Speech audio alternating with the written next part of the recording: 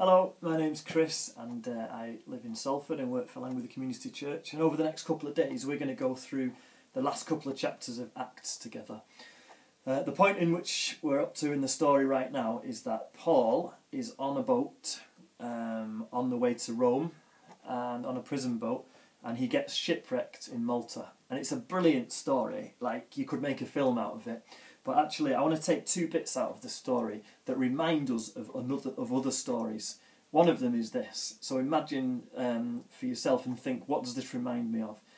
There is a man of God, and he's on a boat, and God has called him to preach to the pagan capital of the empire of that time. And the boat runs into a storm.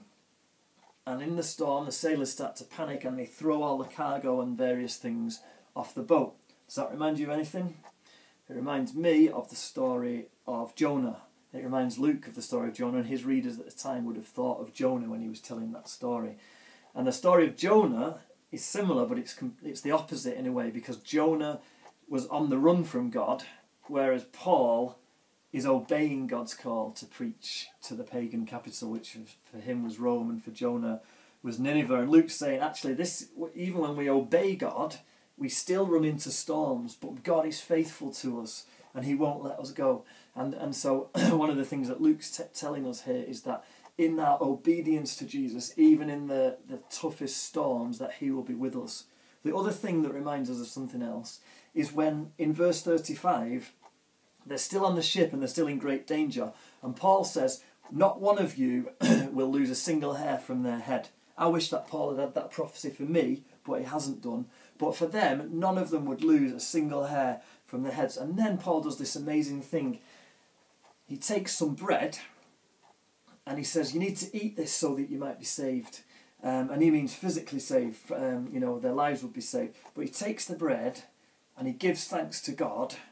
And then he breaks the bread and they all share it together. And every one of them is saved. Every one of them is saved from death. And one of Luke's big themes in his gospel and in the book of Acts is how Jesus brings us salvation.